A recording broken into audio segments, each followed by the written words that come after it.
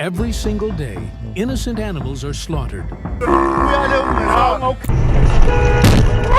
Not for survival, not out of fear, but because of our apathy. They never hurt anyone, yet they pay the ultimate price for crimes they never committed. The hidden victims of our cities. In the chaos of our daily lives, we barely notice them. Stray dogs curled up near garbage bins, cats hiding under cars, cows wandering aimlessly, hungry and scared. To many, they're just background noise. But these animals live lives filled with suffering most of us can't even imagine. In cities across the world, from Karachi to Delhi, from Dhaka to Lahore, these animals are constantly at risk. Not because they are dangerous, but because they are unwanted. Every morning, municipal workers armed with poison-laced food or metal rods go out to control the population. No questions asked, no mercy given. Puppies just days old, poisoned. Cats caught in wire traps, struggling for breath. Cows hit by speeding cars and left to die in silence on hot asphalt. It's not nature that's cruel, it's us. These aren't wild predators. They're companions turned outcasts, victims of a broken system that refuses to take responsibility for overpopulation. Governments ignore the problem until it becomes too visible, and then choose the most brutal solution possible. These are not isolated incidents. This is a routine, a system, a policy. But the story doesn't end there. The betrayal behind the eyes. Think of the loyalty of a street dog. Despite hunger and beatings, they still wag their tails at strangers. They still believe that maybe this human will be kind. And sometimes they are a leftover meal, a gentle pat, a bowl of water. But kindness is rare, and betrayal is everywhere. Imagine a dog that's lived peacefully in a neighborhood for years. It knows every face, protects the children, wags its tail at passing cars. One day, a new complaint is filed. Too many dogs, they say. Too much barking. And just like that, the animal is gone. Rounded up by authorities, injected with toxins, and dumped in a landfill like trash. No trial, no defense, no one to cry for them. Now imagine cows, symbols of peace in many cultures, left abandoned after they stopped producing milk. No shelter, no food, just wandering until they collapse from exhaustion or starvation. Their eyes reflect confusion, betrayal. How did they go from being worshipped to being forgotten? In villages, donkeys and horses are beaten until their backs bleed. They carry bricks, firewood, entire families. Yet, when they collapse from overwork, they're discarded like tools that have broken. Their reward for years of service? A slow death under the sun, while people pass by without a second glance. Then something even more shocking happened. Slaughter in the name of control.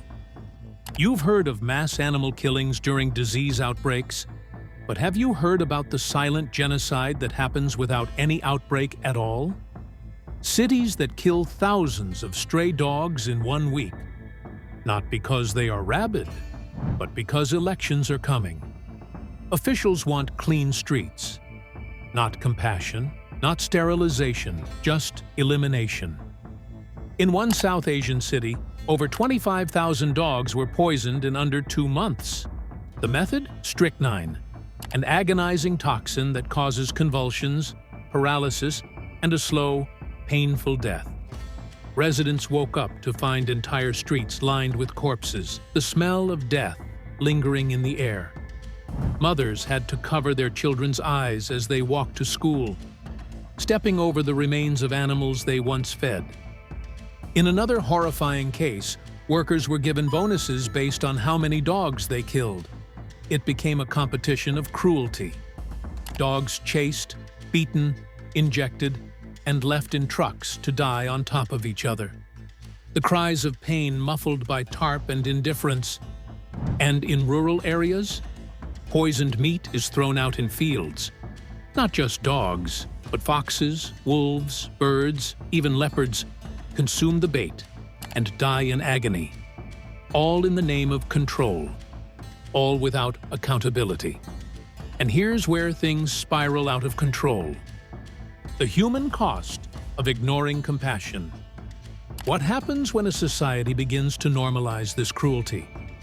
When children grow up seeing animals kicked, beaten, or killed without consequence? The answer is terrifying. Empathy dies. Violence becomes acceptable. The line between harming animals and harming humans begins to blur. Studies across the world have shown a strong link between animal abuse and human violence. Serial killers, domestic abusers, and child abusers often start with animals. The cruelty escalates. If we can turn a blind eye to a dog being stoned to death, how long before we turn a blind eye to worse? And then there's the disease. Killing animals doesn't end rabies. It worsens it. When one dog pack is eliminated, another takes its place. Sterilization and vaccination are the only sustainable solutions. But they take effort, patience, money. So instead, cities choose the shortcut. Blood on the streets, silence in the media. NGOs and activists fight back, risking threats, risking jail, all to rescue one wounded cat, one dying puppy. But they are few, and the killers are many.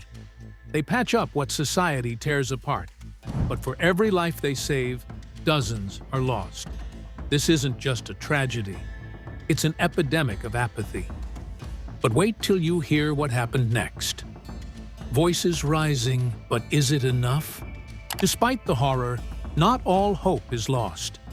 In some corners of the world, voices are rising. Ordinary people, students, rickshaw drivers, mothers, even street vendors have started fighting back. They feed strays. They protest poisonings. They record and report abuse. And in a few rare victories, cities have shifted policies, funding sterilization drives, banning poisons, and opening shelters. One girl in Lahore single-handedly rescued over 300 animals in 2 years.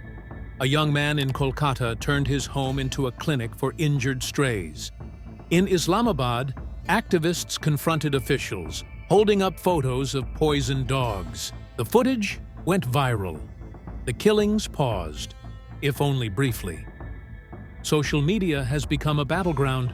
Where once silence reigned, now footage of abuse goes viral, triggering outrage.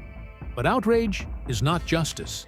Justice needs laws, enforcement, compassion in leadership.